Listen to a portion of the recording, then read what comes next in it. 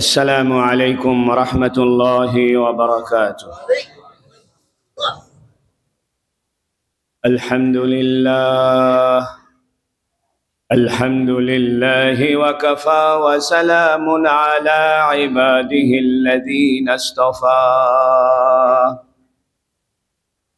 الحمد لله الذي وحده والصلاة والسلام على من لا نبي بعده. وبشانه قال جل وعلا: إن الله وملائكته يصلون على النبي يا أيها الذين آمنوا صلوا عليه وسلموا تسليما. اللهم صل على محمد وعلى آل محمد كما صليت على إبراهيم وعلى آل إبراهيم إنك حميد مجيد. اللهم بارك على محمد وعلى آل محمد كما باركت على إبراهيم وعلى آل إبراهيم إنك حميد مجيد. أما بعد فقد قال جل وعلا: فاعلم أنه لا إله إلا الله. وقال النبي صلى الله عليه وسلم: إن الأنبياء لا يورث دينارا ولا درهما ولكن يورث العلم فالعلماء ورثة الأنبياء. আলহামদুলিল্লাহ, আল্লাহ তাবারাক ওয়া তাআলার বড় মেহেরবানি যে আল্লাহ রাব্বুল ইজ্জত আমাদেরকে মহব্বত করে, ভালোবেসে, আদর করে সপ্তাহের শ্রেষ্ঠতম দিন ইয়াউমুল জুমা, জুমার দিনে জুমার নামাজের উদ্দেশ্যে আল্লাহর ঘর মসজিদে এসে বসার তৌফিক দান করেছেন। বলুন আলহামদুলিল্লাহ। ভাইরা আমার, ইসলামের সর্বপ্রথম এবং সবচেয়ে গুরুত্বপূর্ণ বিষয়টা কি? অর্থাৎ আমরা যে ইসলাম পেয়েছি, কোরআন পেয়েছি, রাসূলুল্লাহ সাল্লাল্লাহু আলাইহি সাল্লামকে পেয়েছি, আল্লাহকে চিনেছি, জান্নাত জাহান্নাম বুঝতে পেরেছি, এটার মূল উৎসটা কোথায়? আমরা সচরাচর জানি যে ইসলামের উৎস কোরআন এবং হাদিস, এবং এই কোরআন এবং হাদিস থেকে আরেকটি বিষয় বের হয়েছে, সেটি হলো ইজমা। অর্থাৎ ওলামায়ে কেরামের, সাহাবায়ে কেরামের, ইসলামী বড় বড় আলেমদের ঐক্যমত, যেটাকে বলে ইজমা। আরেকটি হলো কিয়াস। কিয়াস বলা হয় কার্যকারণ নির্ধারণ করে নতুন কোনো সমস্যার সমাধান দেওয়া। কার্যকারণ কাকে বলে? এই কাজের কারণ কি? ইসলামে এটাকে কিয়াস বলে। অর্থাৎ একটা কাজ নবী করতে বললেন, আল্লাহ করতে বললেন, এই কাজের কারণ কি? এই কারণকে বলা হয় ইল্লত। কারণ আবার আরবিতে দুই প্রকার, একটা ভিতরের কারণ, একটা বাইরের কারণ। যেমন ঠান্ডা শরবত, এই শরবতটা মিষ্টি হয়েছে চিনির কারণে, আর ঠান্ডা হয়েছে বাইরের আবহাওয়ার কারণে। আপনি শরবত বানিয়ে ফ্রিজে রাখছেন, তো শরবতটা কি হয়েছে? ঠান্ডা হয়েছে। তো শরবতের ভিতরে যে ঠান্ডা ঢুকছে, এটা কি শরবত নিজে নিজে ঠান্ডা না বাইরের কারণে ঠান্ডা হয়েছে? এই বাহিরের কারণকে আরবিতে বলে সবব, আর ভিতরগত কারণকে আরবিতে বলে ইল্লত। এই জন্য এমন এক সময় আমরা পৌঁছেছি যে কোরআন হাদিসের গুরুত্বপূর্ণ ভিতরগত কথা না বুঝাইলে মানুষ ফিতনা থেকে বাঁচতে পারবে না।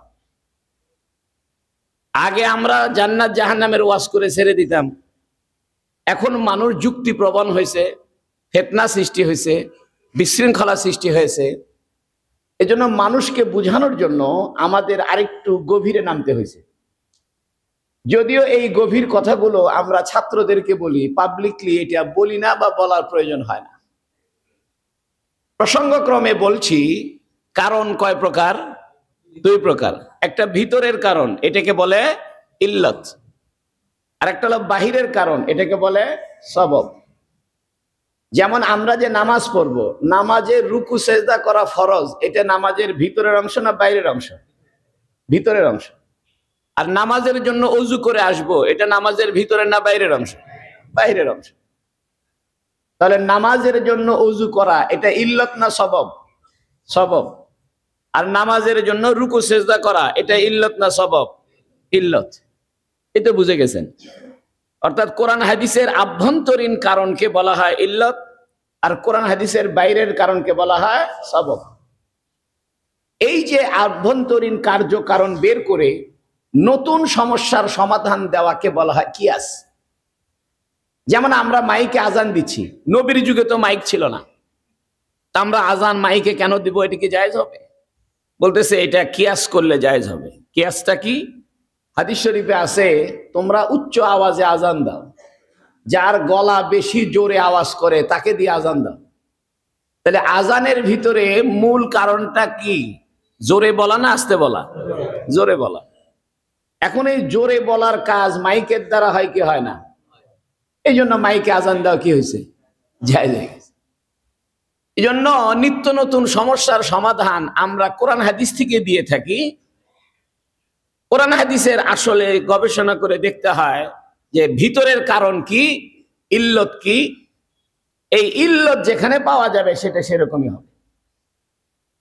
যাই হোক, কোরআন হাদিস এজমা কিয়াস এটা হলো ইসলামের মূল চারটি দলিল।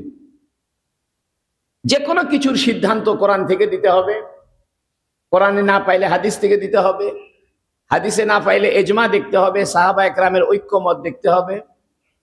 আর সাহাবায়ে কেরামের কোনো ঐক্যমত বা তাদের মতামত না পাওয়া গেলে আমরা কার্যকারণ নির্ধারণ করব যে কোরআন হাদিসের ভিতরে আভ্যন্তরীণ কোনো কারণ অন্য কোথাও পাওয়া গেছে কিনা। যদি কোরআন হাদিসের আভ্যন্তরীণ কারণ অন্য কোথায় পাওয়া যায়, এটাকে বলে কিয়াস। আমরা সেই কিয়াসের মাধ্যমে কি দিই? মাসালা মাসাইল দিই। আসলে আমরা দিই না, ওলামায়ে কেরাম এটা বের করে রেখে গেছে, রুটি বানায় রেখে গেছে, আমরা খালি খাই।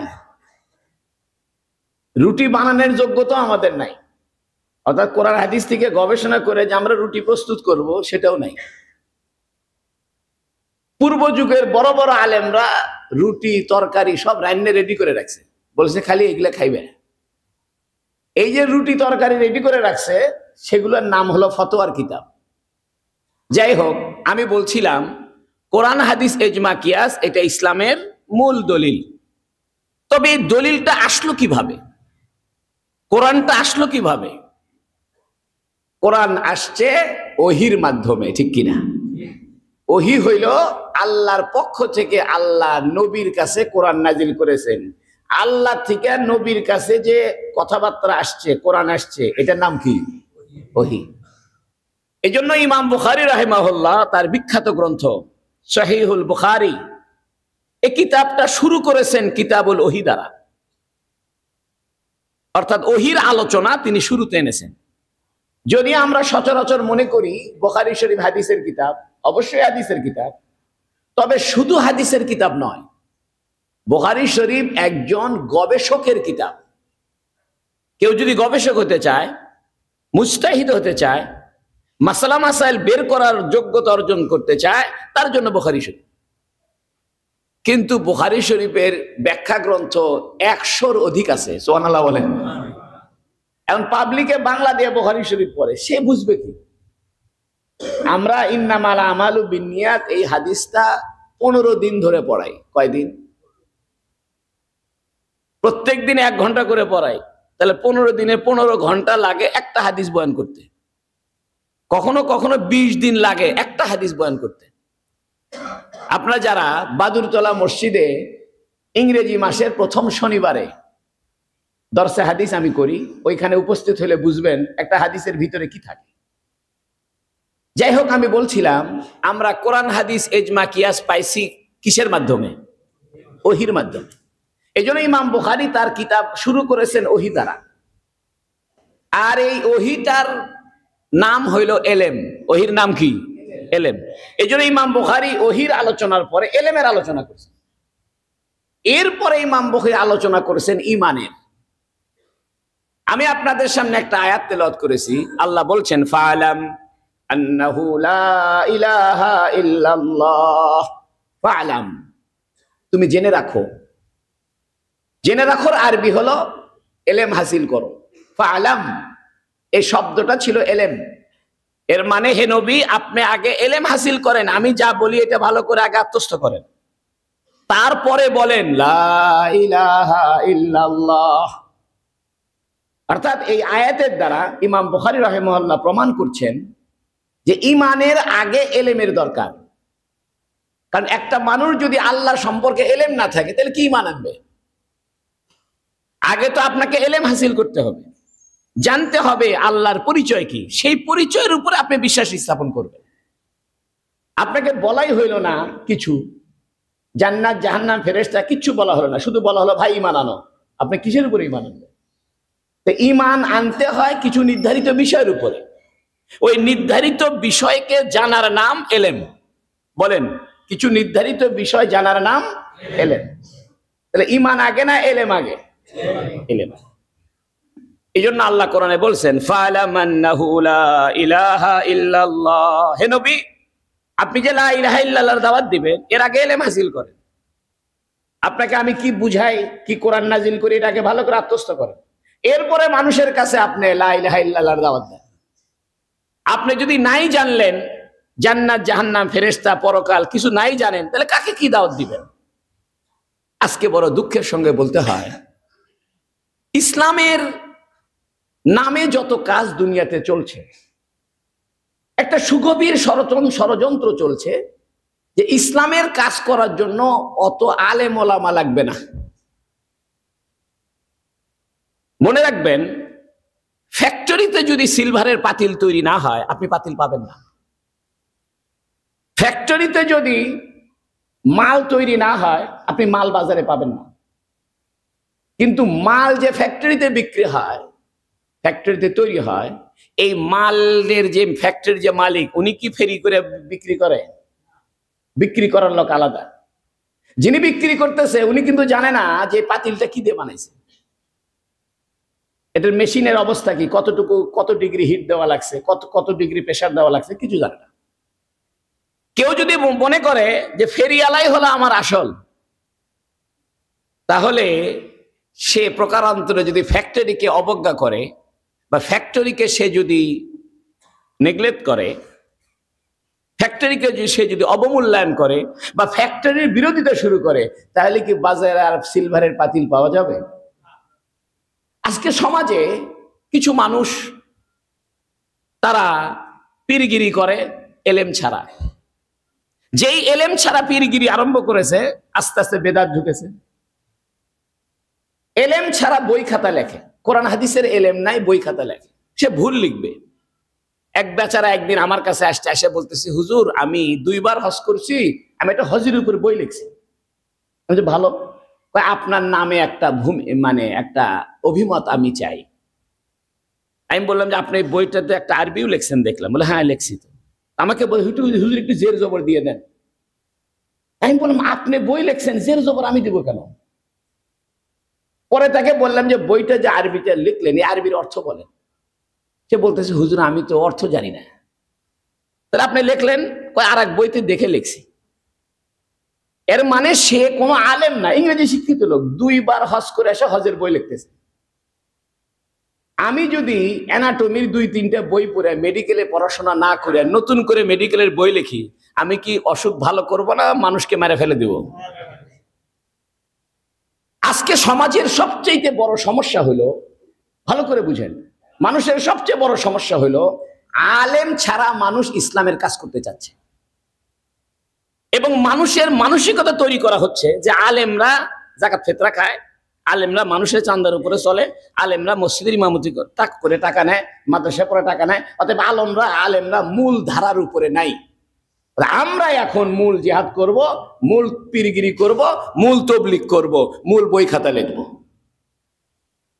আপনাকে ভালো করে ঠান্ডা মাথায় বুঝেন, ফ্যাক্টরি যদি না থাকে মাল তৈরি হবে না। এলেমের ফ্যাক্টরি কোথায়? মাদ্রাসা। মাদ্রাসা যদি না থাকে আপনার এলেম থাকবে না, আর এলেম যদি না থাকে পীরগিরি নষ্ট হয়ে যাবে। এলেম ছাড়া পীর, এলেম ছাড়া যদি বই খাতা লেখে বইতে ভুল হবে, এলেম ছাড়া যদি রাজনীতি করে তাহলে ভুয়া রাজনীতি হবে, আলেম ছাড়া যদি তবলিগ করে এটা কি হবে? ভুয়া হবে। মানুষে বলে যে হুজুর আপনাদের সাথে তবলিগ আলাদের কি নিয়ে গন্ডগোল লাগছে? মানুষের নাম দিছে সাতপন্থী আর জুবায়ের পন্থী। আসলে এটা ভুল কথা। জুবায়ের পন্থী নামে কোনো তবলিগ নাই। হযরত মাওলানা জুবায়ের সাহেব দামাত বরকাতুহুম, উনি কোন তবলিগের আমির না, তবলিগের কোন মূল কন্ট্রাক্টর না। গোটা পৃথিবীতে যে তবলিগ জামাত চলে, এই তবলিগ জামাতের প্রত্যেক দেশে দেশে একজন করে জিম্মাদার আছেন, দায়িত্বশীল আছেন। এই দায়িত্বশীলদেরকে নিয়ে একটা আন্তর্জাতিক পরামর্শ পরিষদ আছে, এটাকে বলে শুরা। কি বলে? শুরা। এটা কোরআন শরীফে আয়াত, ওয়া আমরুহুম শুরা বাইনাহুম। হে নবী, আপনি মানুষের মাঝে যখন কোনো ফয়সালা করবেন, আপনি আপনার আশেপাশে যোগ্য লোকদেরকে নিয়ে পরামর্শ করে ফয়সালা করবেন। এখন তবলিগের যে ঝামেলাটা হয়েছে, এই ঝামেলাটার মূলে আপনাকে যাইতে হবে, তাছাড়া আপনি বিশৃঙ্খল এলোমেলো হবেন। আপনারা মনে করবেন তারাও তো গাস্ট করে, তারাও তো চিল্লা দেয়, তারাও তো একই কথা বলে, হুজুরও একই কথা বলে, দ্বন্দ্ব কি নিয়ে? কই বুঝছি, দ্বন্দ্ব হলো আমির হওয়া নিয়ে। ভুল কথা, আমির হওয়া নিয়ে দ্বন্দ্ব না। দ্বন্দ্বটা হইল ইসলামের নামে যখন সাদ সাহেব উনি কোরআন হাদিসের ভুল ব্যাখ্যা দিতে শুরু করলেন, তখন আলেমরা তাকে সতর্ক করলো যে আপনি ভুল ব্যাখ্যা দিয়েন না। দেওবন্দ মাদ্রাসা থেকে তাকে ডাকা হইলো, ডেকে বলা হলো যে আপনি যে বক্তব্য দিচ্ছেন, আপনি তো কোরআন হাদিসের ভুল ব্যাখ্যা দিচ্ছেন। কি ভুল ব্যাখ্যা আপনাকে শোনাই। গত 1 ডিসেম্বর তিনি একটা বক্তব্য দিয়েছেন, আমার মোবাইলে রেকর্ড আছে। কি বলতেছে জানেন? আমি বাংলায় বলি। বলতেছে আল্লাহর রাস্তায় খরচ, অর্থাৎ দাওয়াত ও তবলিগের মেহনতে খরচ করলেই এটা আল্লাহর রাস্তায় খরচ হবে, এছাড়া অন্য কোথায় খরচ করলে এটার কোনো সওয়াব নাই, কোনো লাভ নাই। আচ্ছা আপনি বলেন তো, আমি যদি একটা হসপিটাল বানাই সব পাবো কি পাবো না? আমি যদি একটা এতিমখানা বানাই, আমি যদি মসজিদ বানাই, আমি যদি মাদ্রাসা বানাই, আমি যদি একটা কুয়া খনন করে দিই, একটা টিউবওয়েল করে দিই, একটা রাস্তা বানাই দিই, একটা গাছ লাগাই দিই, সব হবে কি হবে না? উনি গত 1 ডিসেম্বরে এই সাদ সাহেব, যাকে নিয়ে মূল সমস্যা আমির হওয়া নিয়ে সমস্যা না, সমস্যা হলো উনি কোরআন হাদিসের ভুল ব্যাখ্যা দিচ্ছেন। কত বড় জালেম দেখেন। বলতেছে মুসা আলাইহিস সালাম তিনি তুর পাহাড়ে গেছেন, এটা রেকর্ডিং আছে। তুর পাহাড়ে যাওয়ার যখন গেছেন, মাঝখানে মুসা আলাইহিস সালামের যারা উম্মত বনি ইসরাইল, এরা করেছে কি, একটা স্বর্ণের গরু বানায় গরুর পূজা আরম্ভ করছে। মুসা আলাইহিস সালাম এসে বলে, এই তোমরা পূজা শুরু করলে, কিন্তু আপনি আল্লাহ কানে দিবার পারেন না, এই জন্য আমরা একটা আল্লাহ খুঁজে পাইছি।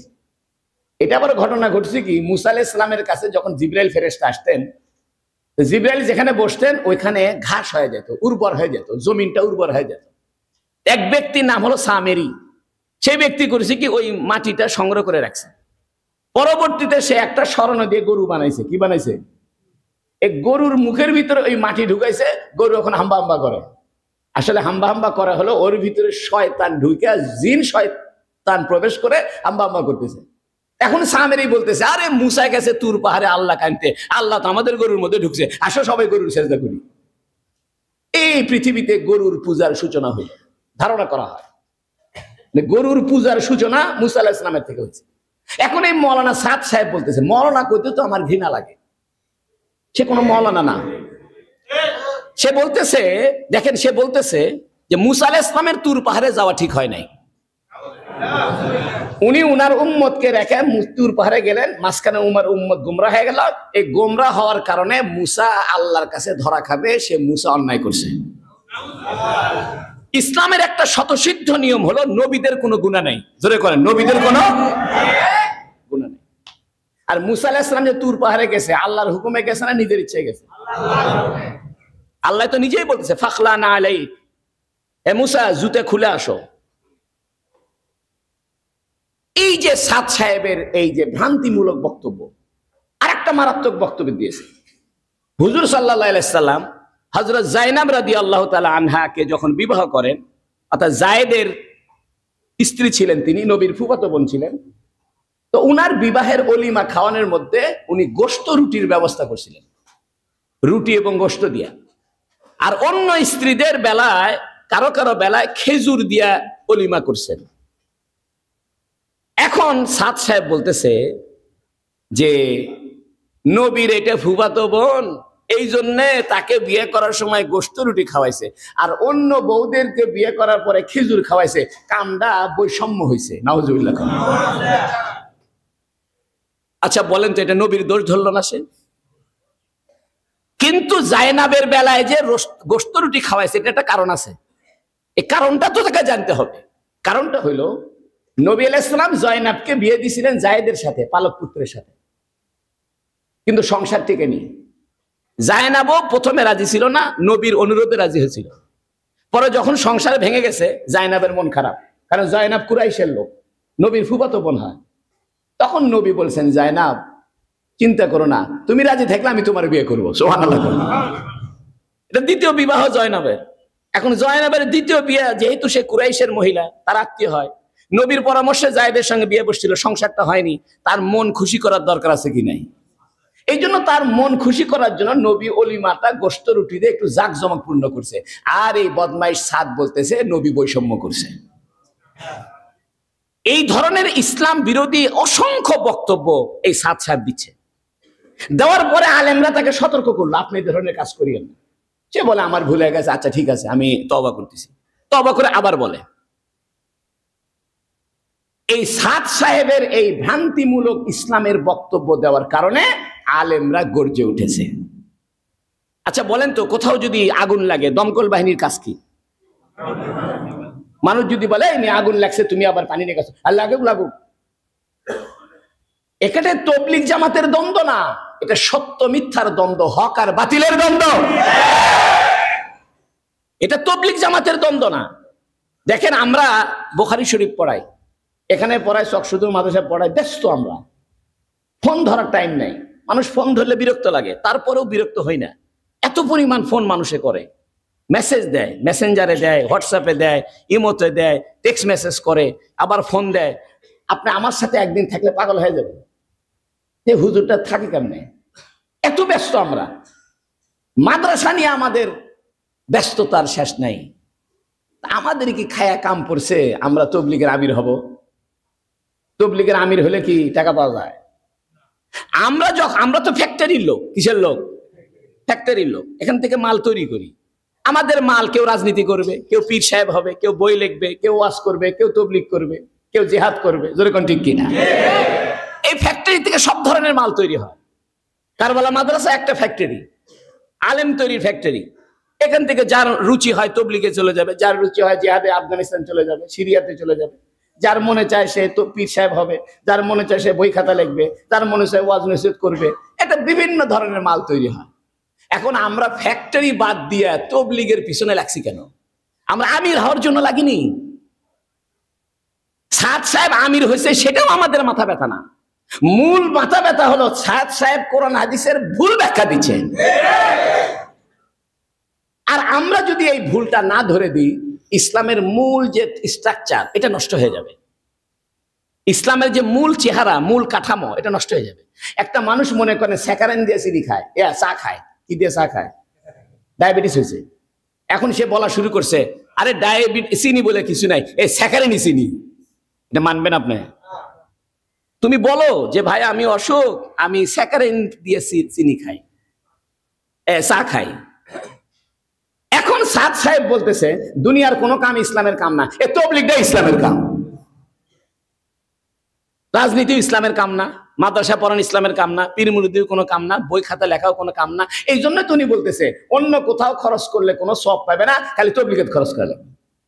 আপনারা খেয়াল করে দেখবেন বেশ কিছুদিন থেকেই তাবলীগ আলাদা কিন্তু একটি স্ট্রিম, তারা মনে করে যে ওদের কামটাই সহি, বাকি সব কাম কি গলত। এটা আপনারা খুব নিবিড় ভাবে পর্যবেক্ষণ করলে বুঝতে পারবেন। যারা তাবলীগের চিল্লাধারী, আপনারা রাগ করেন না, আপনারা সুরাই নিজাম হন আর সাতপন্থী হন, দোনোজনের ব্যাপারে এক কথা। তাবলীগের বহু মানুষ মনে করে যে আমরা যে চিল্লা দিচ্ছি এটা ইসলামের আসল কাজ, এর বাইরে ইসলামের কাম সব 2 নম্বর অথবা এটা কম দামি কাম। অথচ ইসলামের সবচেয়ে দামি কাম হলো ইলমের চর্চা করা, ফ্যাক্টরি ঠিক রাখা। এখন এই সাদ সাহেব 2 দিন আগে ঘোষণা দিছে যে যত মার্কাজ মসজিদ আছে সেখান থেকে যে মাদ্রাসা আছে মাদ্রাসা বন্ধ করে দাও। প্রত্যেকটা মার্কাজে ছোট ছোট একটা করে কি আছে, মাদ্রাসা আছে, হেফজখানা আছে, কিতাবখানা আছে। কারণ মাদ্রাসা যদি হয় বড় বড় আলেমরা থাকবে, আর বড় বড় আলেমরা থাকবে তাবলীগের ভুল ভ্রান্তমূলক বক্তব্যকে প্রতিহত করবে, ঠিক কিনা? এই জন্য সাদ সাহেব কয়েকদিন আগে ঘোষণা দিছে যে উনার অনুসারী যাদের যাদের যাদের মার্কাজ আছে সাতপন্থীদের, সেই মার্কাজে যেন কি না থাকে, মাদ্রাসা না থাকে। বন্ধুরা আমার, আপনি বলতেছেন, সাদ সাহেবরা বলতেছে আমাদের সাথেও তো আলেম আছে, আমাদের সাথে কি আছে? একদল বলতেছে আমাদের সাথে আলেম আছে, শোনেন ভালো করে বুঝলেন, আমাদের সাথে। আর আমাদের লোকেরা বলতেছে আমরা আলেমদের সাথে আছি। কথাটা খেয়াল করেন। আমার বাড়ি এরশাদের বাড়ির ধারে না, না এরশাদের বাড়ি আমার বাড়ির ধারে, এরশাদের বাড়ির ধারে আমার বাড়ি। কারণ মানুষ কার বাড়ি চেনে? আমার বাড়িতে কেউ চেনে না। এই জন্য আমার বাড়ির পরিচয় দেওয়ার জন্য বলতে হয় আমার বাড়ি খালেদা জিয়ার বাড়ির কাছে, তাহলে সবাই চিনে খালেদা জিয়ার বাড়ি। আর আপনি যদি বলেন আমার বাড়ির সাথে খালেদা জিয়ার বাড়ি, তোমার বাড়িতে কেউ চেনে না। মিয়া এখন সাতপন্থীরা বলতেছে যে আলেমরা আমাদের সাথে আছে, আর আমরা বলতেছি যে আমরা আলেমদের সাথে আছি, আলেমরা মূল, আমরা 2 নম্বরে আছি। ওরা বলতেছে আমরা 1 নম্বরে, আলেমরা আছে 2 নম্বরে। আমি অনেক বিস্তারিত বয়ান দিতে পারবো সাদ সাহেবের বিরোধিতা কেন করতেছি। প্রশাসনের ভাইরা এখানে আছেন, বিজেএফ এর ভাইরা আছেন, এনএসআই এর ভাইরা আছেন, ডিএসবির লোকেরা আছেন, আমি সব জানি। আমার এই মসজিদে সব সময় গোয়েন্দার লোকেরা থাকে, ভালো, কিন্তু আমার কোনো ভয় নাই, আমি খুশি। আপনারা সমস্ত গোয়েন্দা সংস্থার লোকেরা সব সময় এখানে থাকবেন, যাতে আমি কি বলি এটা মেসেজটা দিবেন, তবে ভুলটা দিবেন না, সঠিকটা দিবেন। সাদ সাহেবের মূল সমস্যা তিনি কোরআন হাদিসের ভুল ব্যাখ্যা দিচ্ছেন। এই সময় যদি আমরা চুপ করে থাকি তাহলে কোরআন হাদিসের মূল স্ট্রাকচারটা, মূল ধারণাটাই বিনষ্ট হয়ে যাবে। এখন পাবলিক মনে করতেছে হুজুরে হুজুরে কেসার লাগছে। মনে করবেন শত্রু 2 রকম, বাইরের শত্রু, ভিতরের শত্রু, প্রকাশ্য শত্রু, অপ্রকাশ্য শত্রু।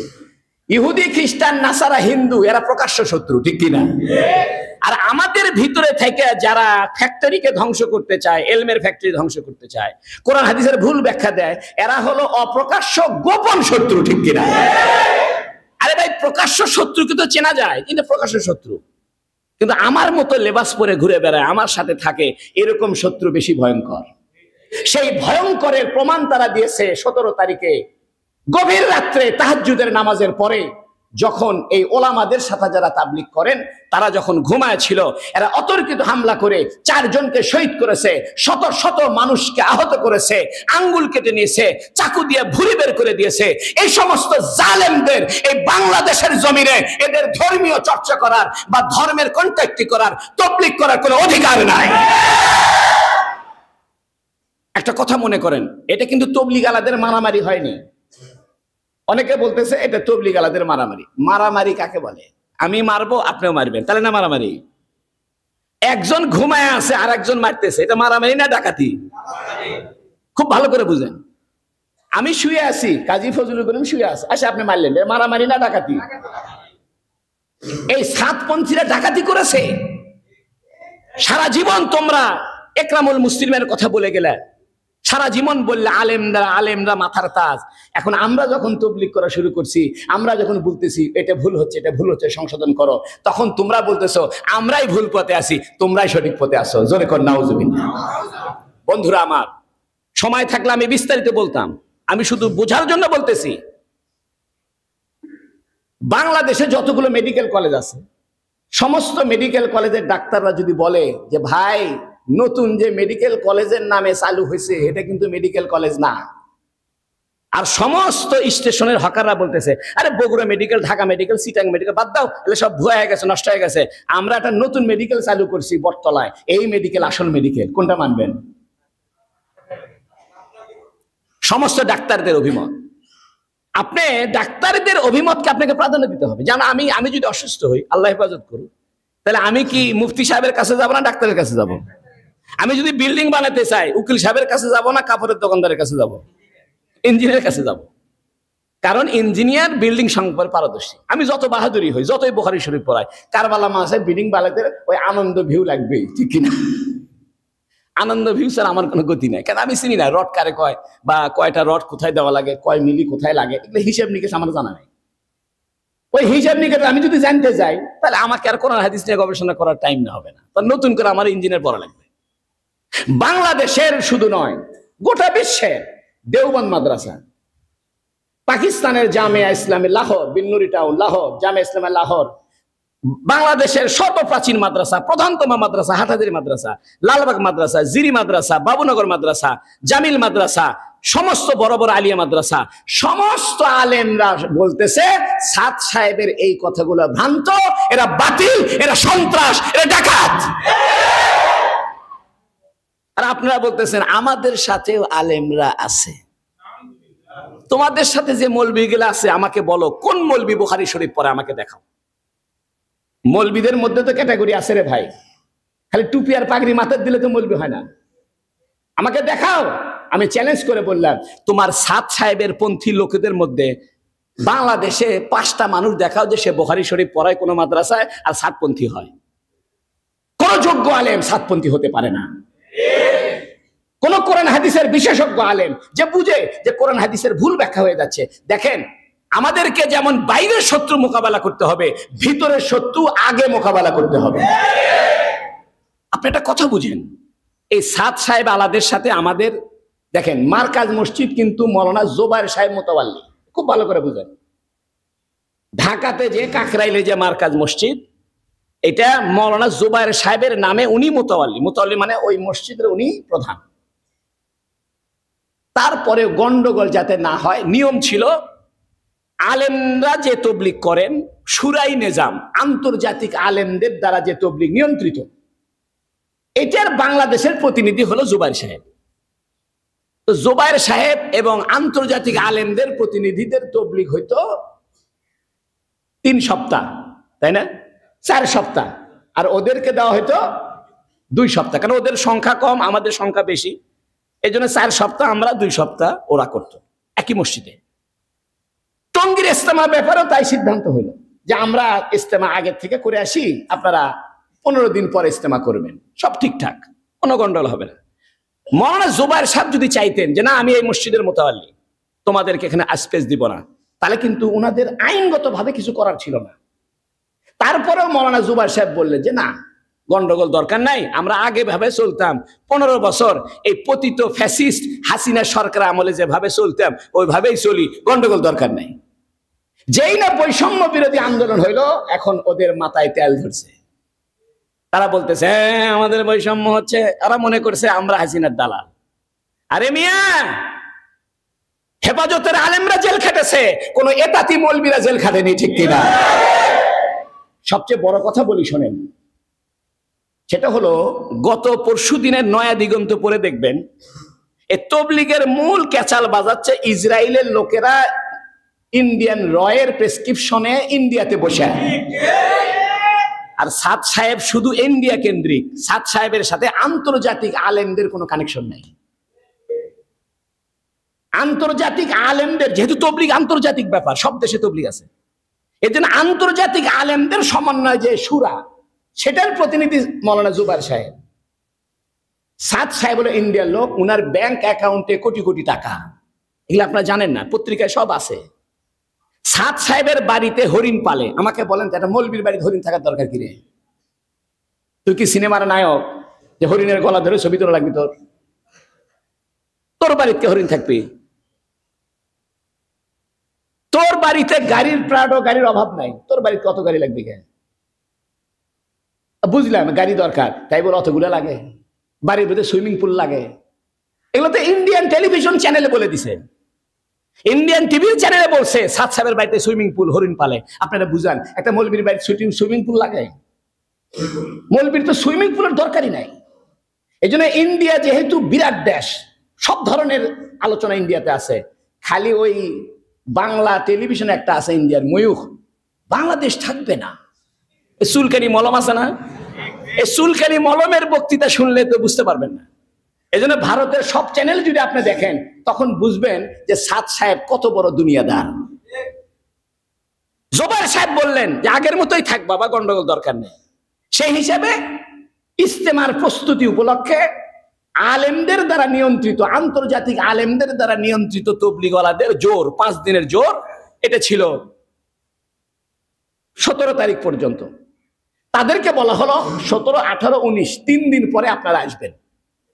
কয়দিন পরে? এরা করলো কি, 17 তারিখ শেষ হওয়ার পরেই হুজুররা যখন বের হয়ে আসবে, এরা রাত্রে বেলা এসে অতর্কিত হামলা করলো। আপনারা আমাকে বুঝান, তোমাদের তো 20 তারিখে আসার কথা। আমি সাতপন্থী ভাইদেরকে করজোরে বোঝার জন্য বলবো, আপনারা আমার শত্রু না।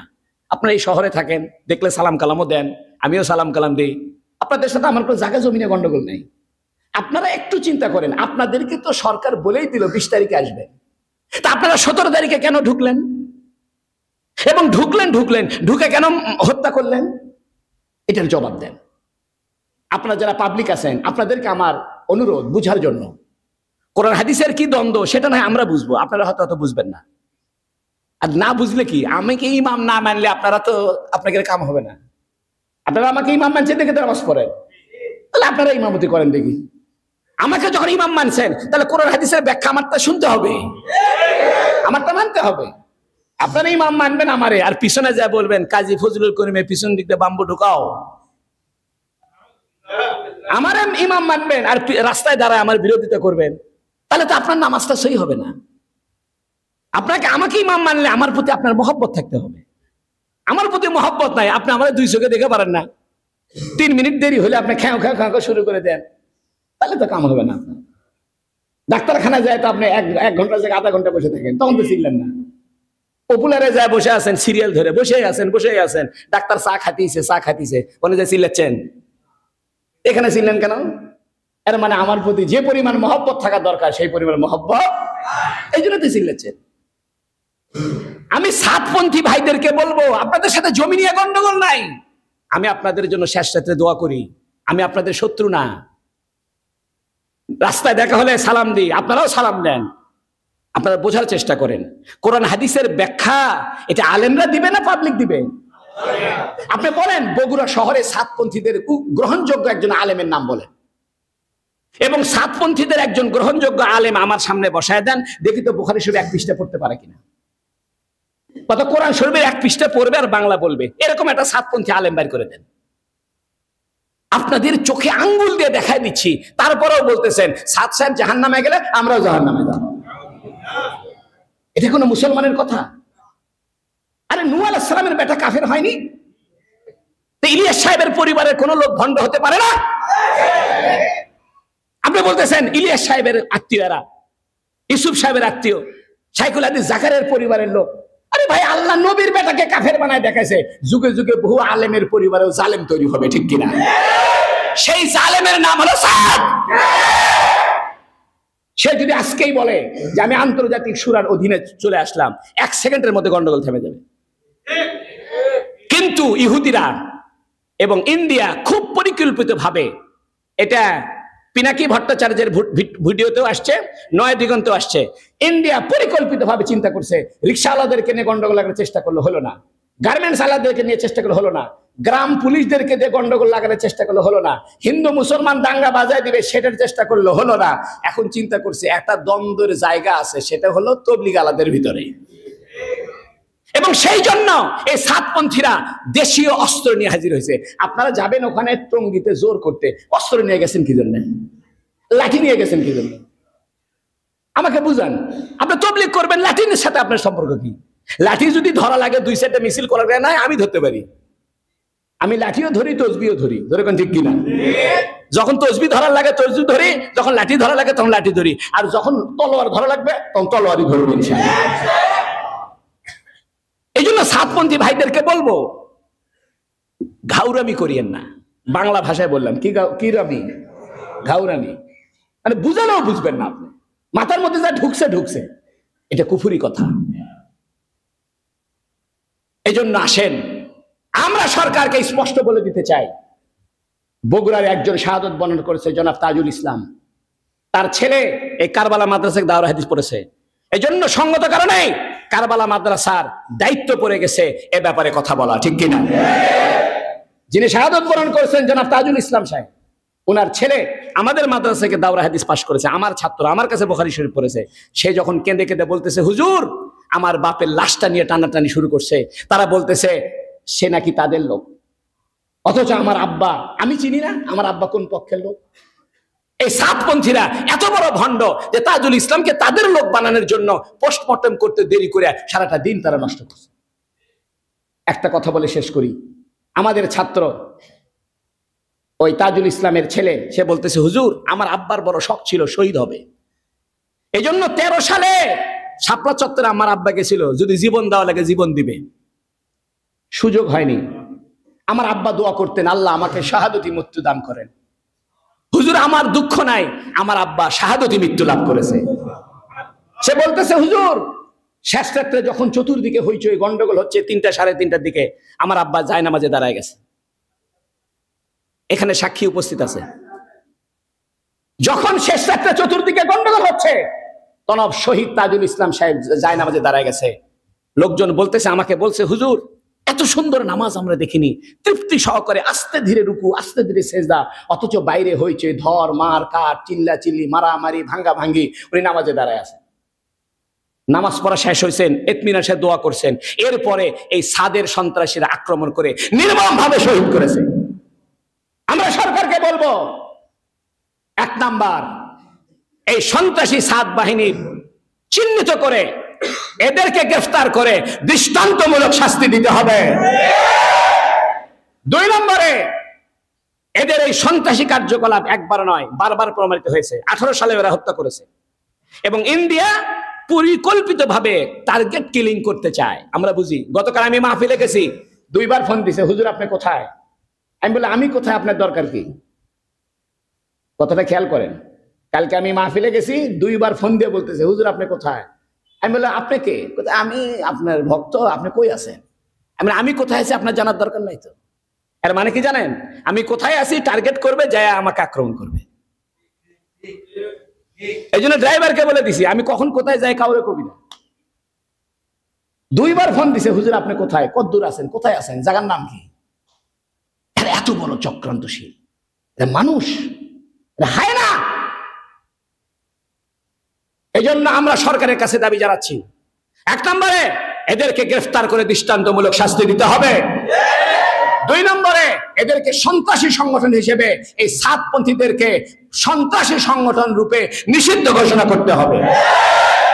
3 নম্বরে পুরা বাংলাদেশে কোন মসজিদে এই সন্ত্রাসী সাতপন্থীকে জায়গা দেওয়া যাবে না। আল্লাহ রাব্বুল আলামিন আমাদেরকে বুঝার আমল করার তৌফিক দান করুক, বলুন আমিন। ওয়া আখিরু দাওয়ানা আলহামদুলিল্লাহি রাব্বিল আলামিন। যারা সুন্নাত পড়েন নাই সুন্নাত পড়েন।